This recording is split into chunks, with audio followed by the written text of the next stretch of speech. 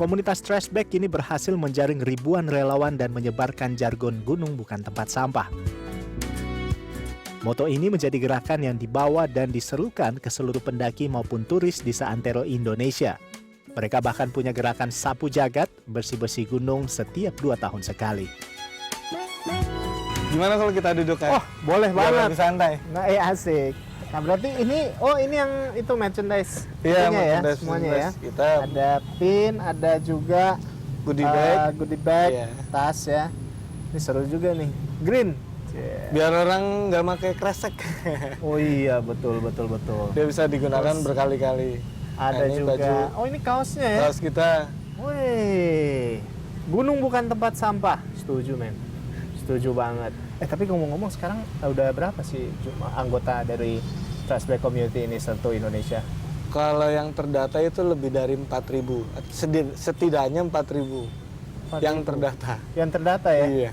Karena itu kalau dampak secara pribadi biasanya anak-anak nih atau anggota yang udah sering memungut sampah nih di gunung itu akan secara nggak langsung tuh ngerubah kebiasaan dia yang dia bawa lagi ke lingkungannya masing-masing, ke lingkungannya dia gitu loh. Jadi dia ngerubah itu dari atas sampai ke bawah. Nah dia di lingkungannya masing-masing, anak-anak ini jadi seperti duta kebersihan, duta lingkungannya masing-masing gitu. Nah, jadi kalau anggota-anggota baru nih yang join di sini, apakah diedukasi lagi nggak sih untuk seperti apa gitu? Iya, biasanya materi-materi dasar diawali materi dasar pendakian dulu. Biasa karena kita hobi naik gunung ya, kita benerin dulu cara dia mendaki. Ada beberapa materi-materi kita seperti etika pendaki gunung, terus juga manajemen pendakian gunung, dan ada juga wawasan konservasi materi kita. Ada PPGD, pertolongan pertama gawat darurat di gunung. Nah, jadi sebenarnya sebelum kita bicara soal kebersihan atau sampah di gunung, kalian naik gunungnya sudah beres belum? Sudah baik dan benar belum? Kalau belum benar, ya kita rapikan dulu. Kita kasih tahu, kita edukasi dulu. Kurangi mengkonsumsi mie instan. Gitu. Kita rubah botol minumnya jadi botol minum yang tidak sekali pakai buang. Tumbler. Ya, tumbler dan sebagainya, nggak boleh nyebut merek. Nah, kayak gitu. Basic awal dulu sehingga mereka mulai menjadi pendaki yang secara teknis sudah baik dan benar gitu loh. Otomatis dia akan membawa teman-teman sependakiannya juga ke arah safety prosedur. Nah, ke arah situ dulu kita latih, kita didik, kita bina anggota. Baru kita selanjutnya kita bicara operasi bersih, kita bicara soal lebih banyak soal sampah, efeknya, terus wawasan konservasinya, wawasan tempatnya dia bermain, wawasan gunung itu. Nah, sebagian besar kan pendaki sekarang itu ya asal naik gunung ya datang naik sampai puncak selfie pulang, gitu loh. Sedangkan misalkan di Gunung Gede, Taman Nasional, contoh, Taman Nasional apa sih? Mereka tidak tahu. Nah, itu kan repot. Kalian sering naik Gunung Gede itu Taman Nasional itu apa? Tidak tahu. Nah, salah satu kawasan konservasi, ada definisinya, ada wawasannya banyak di situ, endemik, ada zonasinya. Nah, kalau mereka tidak tahu itu, tidak kenal, bagaimana mereka mau peduli? Betul. Kan kayak gitu. Jadi kita nggak menyuruh anggota untuk mengut sampah langsung, tapi kita beri metode-metode terapi sehingga mereka dari hatinya yang ngambil sendiri memungut sampah Dan bisa bekerja dengan tepat ya, juga. Betul.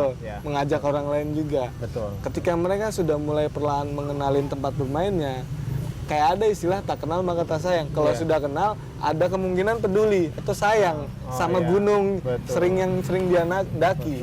Nah, itu metode-metode kita yang kita terapkan secara teknis langsung yang membawa dampak paling awal ya bagian dari dirinya sendiri. Nah, ini kalau ngomongin soal sampah lagi nih, kembali lagi di atas gunung.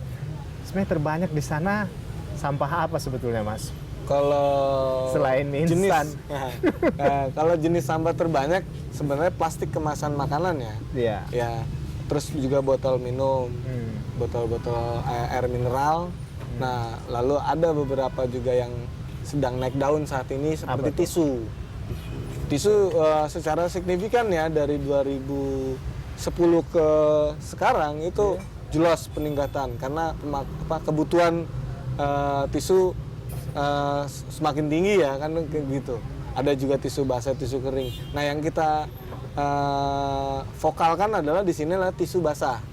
Ini yang merusak langsung bisa merusak langsung ekosistem dari hutan gunung itu. Betul. Nah kita lagi ngasih edukasi salah satunya segmen tisu itu.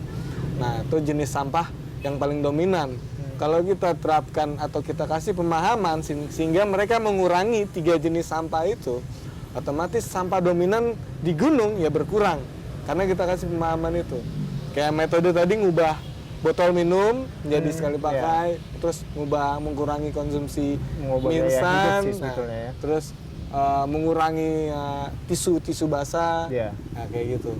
Secara nggak langsung kan sebenarnya kita mencegah sampah baru naik.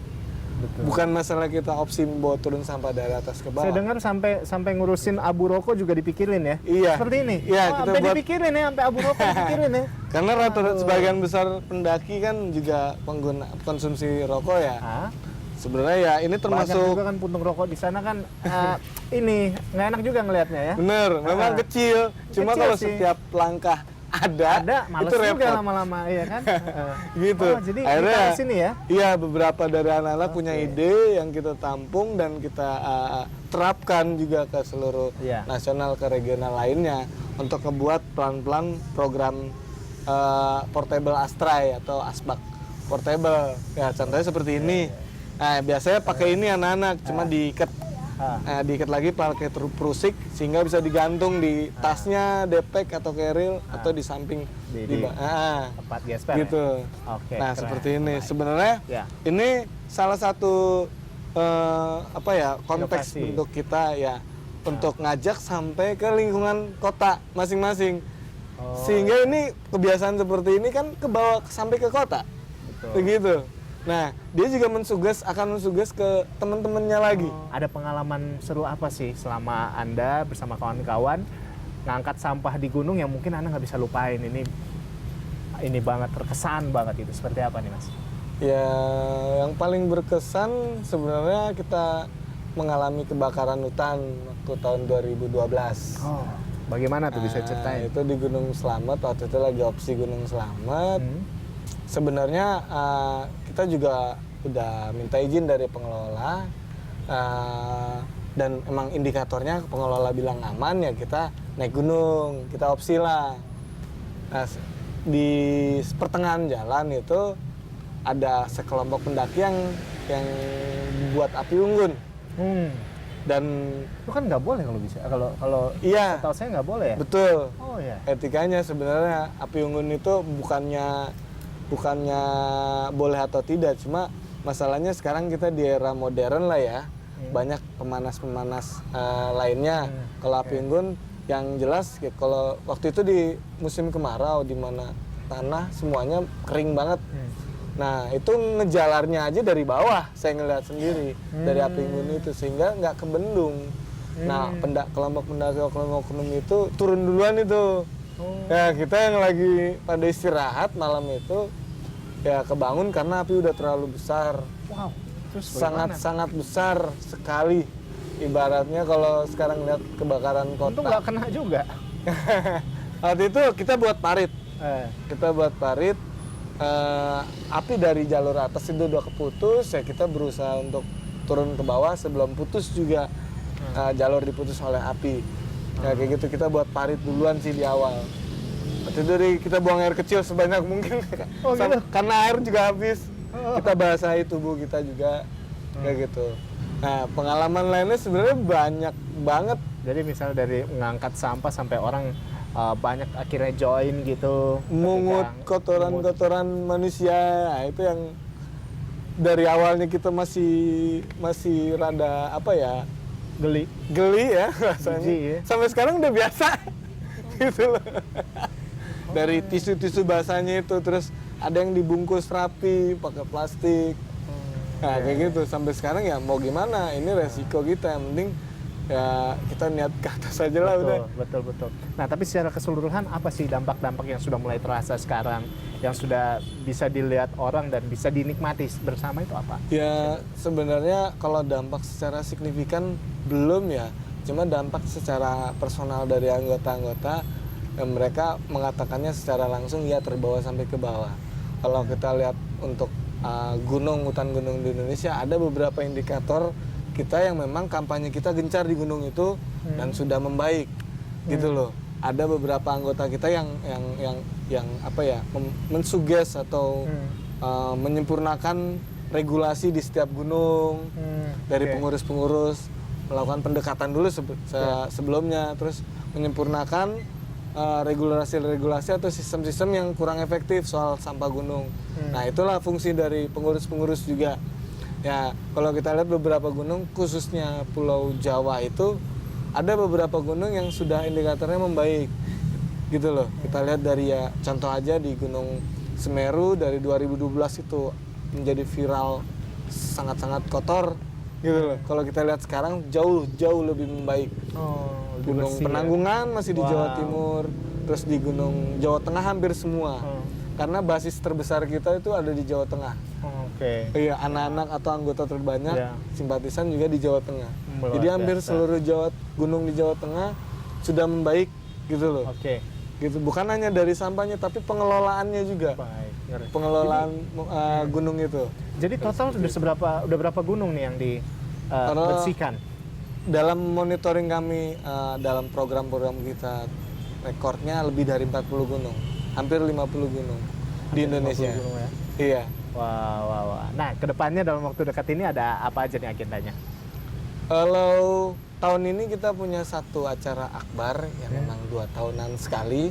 Apa itu namanya? Ya, Sapu Jagat. Kita nyebutnya. Sapu Jagat, kaosnya Ya, keren. karena operasi bersih beberapa gunung sekaligus dilakukan secara serentak oleh regional kita semuanya, hampir semuanya. Ya, itu kita namanya ya Sapu Jagat. Gitu. Keren. Nah, kalau untuk program-program daerah-daerah, setiap daerah punya programnya masing-masing sebenarnya.